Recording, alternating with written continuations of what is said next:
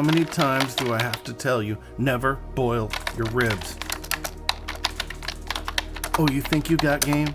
You can't cook your way out of a paper bag. I will take you anytime, anywhere. You name the place, and I'll be there.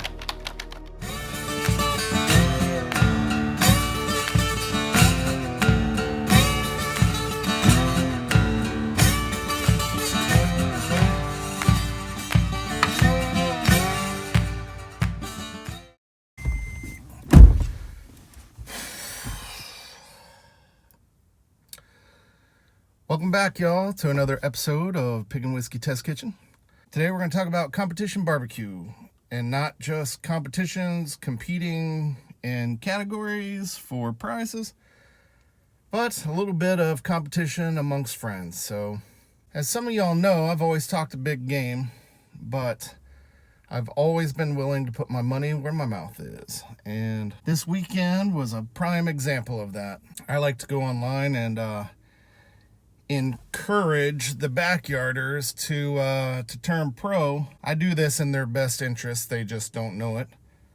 But the truth of the matter is, backyarders, they stay in backyard for a reason. They don't go pro because pro competitions cost a lot of money, and they take a lot of your time. You spend most of the week preparing for the competition, and then you spend an entire weekend there.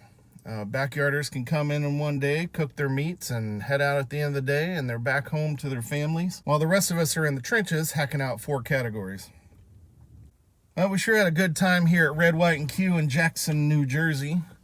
The first day we didn't do so great. We finished 13th overall and had a call-in chicken. But the second day we did pretty good. We had a 6th place chicken, 6th place call-in pork, 7th place brisket, and a 5th place overall. But we also received a 10th place in the Master of Ribs competition.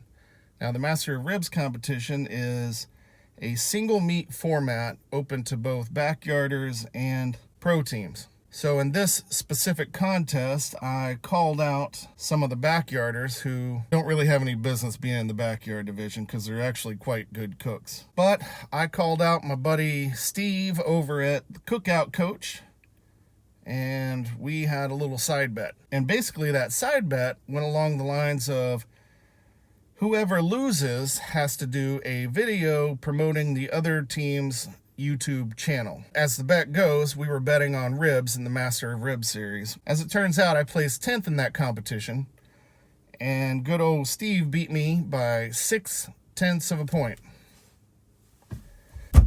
Ah!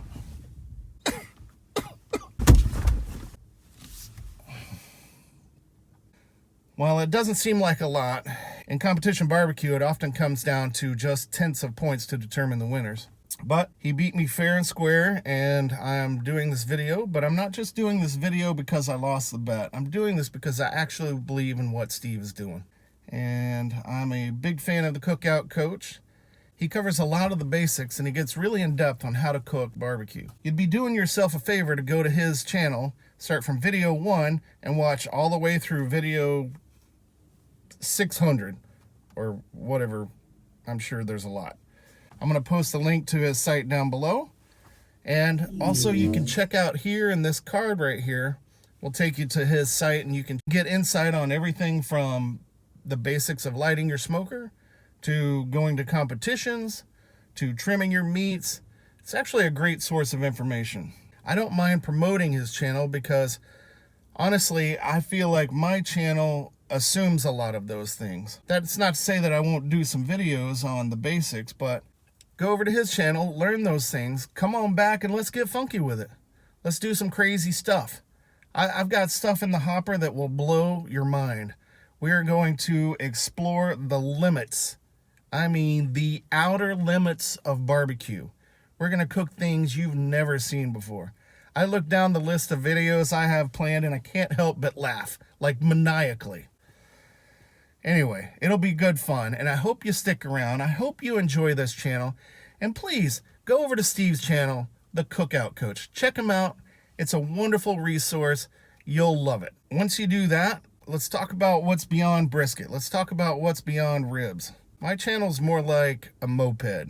It's fun to ride until your friends see you doing it. Anyway, so congrats to the Cookout coach on his win this weekend. I thought it was a fun competition. While the results might have been less than desirable, I would do it again in a heartbeat.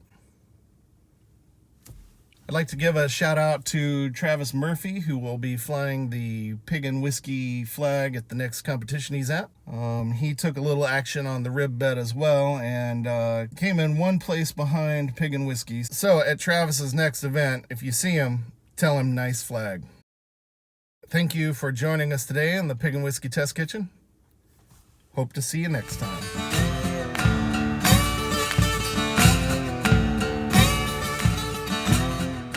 I don't want to be the guy that makes excuses as to why I didn't win, but 85 Jello shots and a fifth of whiskey. Just saying.